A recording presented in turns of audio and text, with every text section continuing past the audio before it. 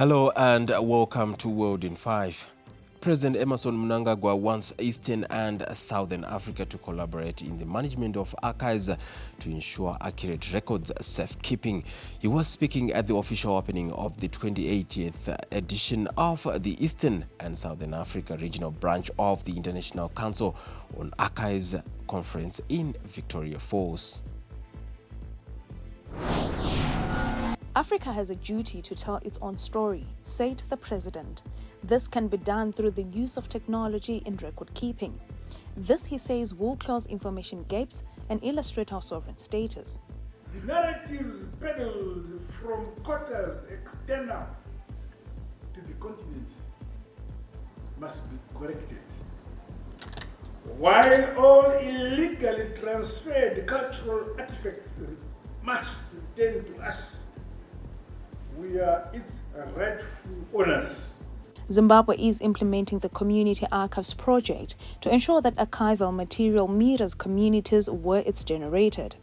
He highlighted the importance of repatriation of lost history, which is in line with the 2025 African Union Summit theme, Justice for Africans and People of African Descent through Reparations. In 2024, President Mnangagwa launched an academic study into the impact of colonialism on Zimbabwe. The study, led by Dr. Felix Mukonowengwa of the Zimbabwe National Elders Forum, will serve as the basis for a formal reparation claim. Zimbabwe was a British colony from 1890 to 1980, and authorities argue that colonial rule left lasting socio-economic scars that require redress.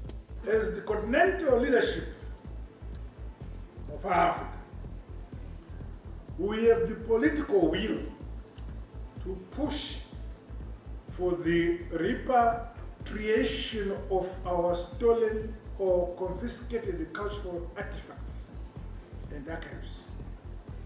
That can never be separated from our identity, our dignity, and our history. The Public Service Commission and civil servants will meet in Mutare next week to discuss a possible upward salary review.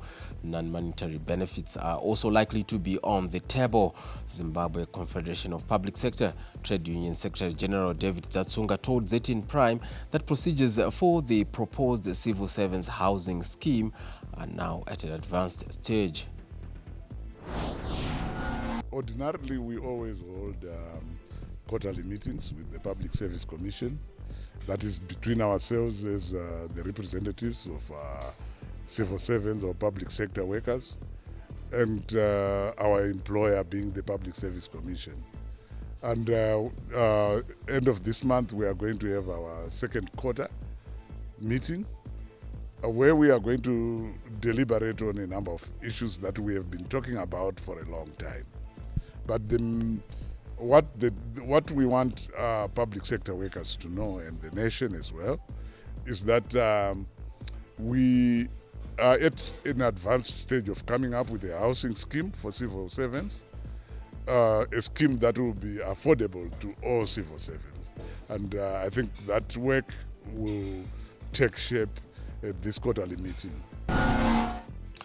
Moving on, Zimbabwe has joined the rest of the world in mourning the Air India crash victims. Over 200 people died following the devastating Air India plane crash on the 12th of June in Ahmedabad in India. Foreign Affairs Minister Professor Amon Murwira shared the message on behalf of President Mnangagwa during the signing of the Book of Condolences earlier today in Harare. Learned with the great sorrow the aviation accident that happened in Ahmedabad in India on the 12th of June 2025, where a passenger plane, Air India, with 242 passengers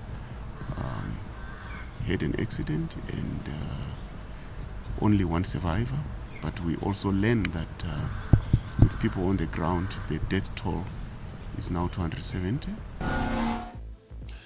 The National AIDS Council says it has managed to continue providing critical services to key populations in rural areas despite the aid freeze by the United States of America, which has seen some implementing partners closing shop. The Key Populations Peer Leader Monitoring Program for sex workers in Zaka District, Masvingo Province, is one of the programs that has continued to provide services, plugging gaps left by NGOs which relied solely on USAID funding.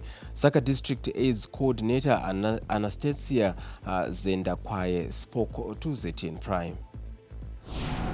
Yes, maybe to some degree the program, the KP Public Sector Rollout Program, has been affected to some degree because some of the funds that were coming to the public health facility have also been affected.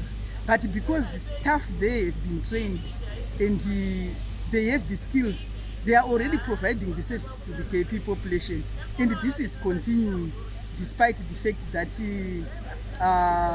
part of the funding towards KP which was received is maybe stopped. We've asked how our programs have continued to remain afloat despite other partners having stopped work. Most of the programs that we do as National AIDS Council here in Zaka, they are actually funded by the National AIDS Trust Fund, which is the basket funding, more like a basket funding for Zimbabwe. The 3% AIDS levy, part of those resources go towards some of these prevention activities. So the B2B model, the SASA program, all of them are wholly National AIDS Trust. The first ever Global South Economic Forum was held on Tuesday in Abu Dhabi, the capital of the United Arab Emirates, and brought together nearly 100 policymakers, scholars and think tankers from over 20 developing nations to address the most pressing issues facing the Global South and to promote a more equitable and inclusive global economic order.